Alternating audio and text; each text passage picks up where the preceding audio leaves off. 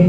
आप सभी आए समझ साहित्यकार प्रबुद्ध जन को हृदयता से नमन करती हूँ और कहना चाहती हूँ कि आज का ये जो कार्यक्रम हो रहा है, जिनका हम सभी अभिनंदन कर रहे हैं, वो व्यक्ति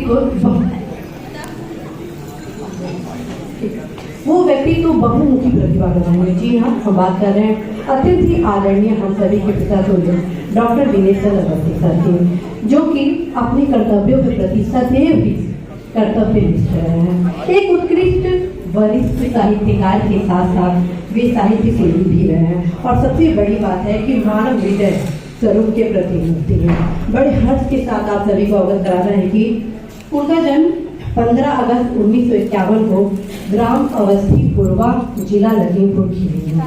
बचपन से ही सर बहुत ही प्रतिभाशाली है, काफी संघर्षशील रहे हैं। जो भी लक्ष्य यदि वो निर्धारित करते तो उसको अवश्य वो पूरा करने का प्रयास करते और इसी गुण के कारण उनकी माता, जो कि हम सभी के अत्यंत ही आदरणीय स्वर्गीय विद्यावती एवं पिता स्वर्गीय अवध बिहारी लाल अवस्थी भी काफी प्रसन्न रहते और गौरवित हो गए हैं। बड़े हर्ष के साथ आप सभी को यह भी कहना है कि सर विभिन्न सेवाओं में अधिकारी पद का निर्वहन करते हुए विधानसभा में विशेष सचिव और वित्त नियंत्रक के पद से सेवानिवृत्त हुए। सर अपने सेवा काल में एक उत्कृष्ट अधिकारी के रूप में स्थापित हुए हैं। एक ईमानदार छवि कर्मित अधिकारी के रूप में वो जाने जाते हैं। और यदि साहित्यिक परिचय की बात आप सभी किताबें मैं करूं तो पूरा ये दिन कम पड़ जाए, क्योंकि वो न सिर्फ साहित्य का सृजन किए हैं बल्कि साहित्य के निर्माण के लिए तमाम वो कार्य किए हैं। आप सभी को बताकर बेहद प्रसन्नता हो रही कि उनके द्वारा लिखे गए जो किताबें हैं, जैसे दोहा वल्लरी हुआ, जीवेश कुंडलिया हुआ, समसामयिक कुंडलिया हुआ, अत्यंत ही लोकप्रियता न सिर्फ भारत में बल्कि विश्व स्तर पर भी प्राप्त की। उनके द्वारा लिखा एक दोहा कुंडलिया ऐसा प्रतीत होता है कि शोध का विषय हो, समाज का सजीव चित्रण करता है। और इन्हीं सारे खूबियों के कारण उन्हें न सिर्फ हिंदी संस्थान, राज्य कर्मचारी साहित्य संस्थान, माननीय मुख्यमंत्री महाराष्ट्र सरकार द्वारा सम्मानित किया गया है, उत्तर प्रदेश सचिवालय राष्ट्रपति अधिकारी संघ के तत्वाधान में सम्मानित किया गया, बल्कि हजारों संस्थाओं द्वारा उन्हें सम्मानित किया गया। और हम सभी बहुत ही हर्ष के साथ एक संस्था का नाम लेते हैं जो कि देश के उत्कृष्ट साहित्य राज्य कार्मिकों के साहित्य प्रगति के लिए बात करती है, काम करती है, जो कि राज्य कर्मचारी साहित्य संस्थान उत्तर प्रदेश के नाम से जानी जाती है। आप सभी अवश्य उस संस्था को जानते होंगे। उस संस्था की स्थापना चौमुखी विकास में अवस्थी सर का अहम योगदान है।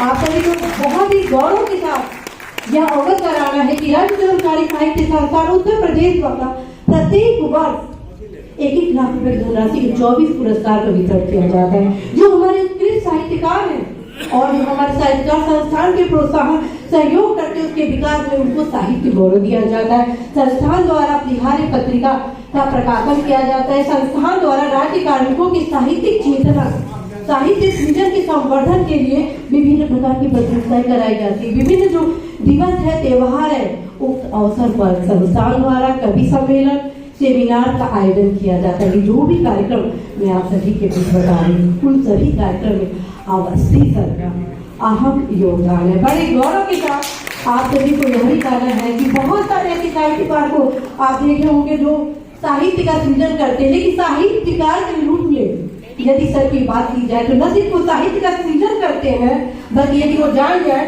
कि आपके भीतर साहित्यिक गुण विद्यमान है तो उसको वो अवश्य ही धरातल पर लाने का प्रयास करते हैं। न सिर्फ उस व्यक्ति को जो साहित्य में अभिरुचि रखता है उसको मंच प्रदान करते हैं, बल्कि यथोचित सम्मान देने जाने का भी कार्य उनके द्वारा किया जाता रहता है, जो कि ये गुण बहुत ही कम हम लोगों में देखते हैं। हम सभी बहुत ही भाग्यशाली है कि सर का हम सभी आचरण देखकर निश्चित रूप से उसे कुछ न कुछ सीखेंगे।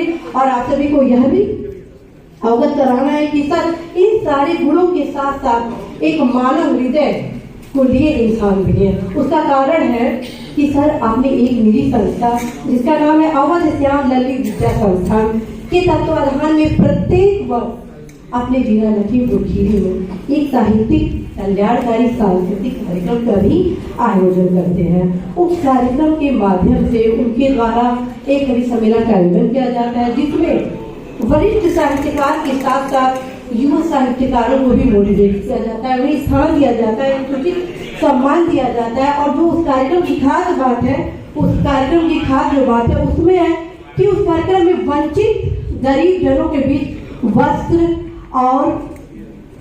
और विभिन्न प्रकार के अनाज वगैरह का भी वितरण किया जाता है। और जिला के जो होनहार युवा हैं उनके भीतर छिपी ऊर्जा को उकेरने के लिए मोटिवेशनल कार्यक्रम के साथ साथ उन युवाओं को सम्मानित भी किया जाता है। और जो मैं सर की विशेष बात करने वाली हूँ वो ये करने वाले कि सर आदि आबादी अर्थात नारी शक्ति को भी आगे बढ़ाने के लिए समुचित प्रयास करते हैं।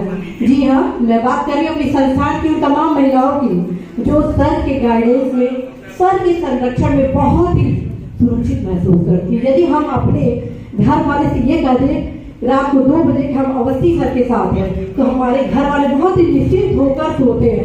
अर्थात एक ऐसे व्यक्तित्व है उनका जो नारी शक्ति की विशेष प्रोत्साहन के साथ उनको बढ़ाने के लिए भी कार्य करते। सर को मैं सतत नमन करती हूँ और पूरा ये प्रयास रहेगा कि सर की छाया बनकर मैं भी आगे बढ़ूं। और आप सभी से अवश्य अनुरोध करूंगी कि सर से जितना हम सभी को सीखना चाहिए अवश्य सीखना चाहिए, क्योंकि एक साहित्य निर्माण के रूप में सर ने साहित्य को एक नई ऊंचाइयों पर पहुंचाया। सर को मैं बहुत बहुत नमन करती हूँ, क्योंकि समय की काफी कमी है।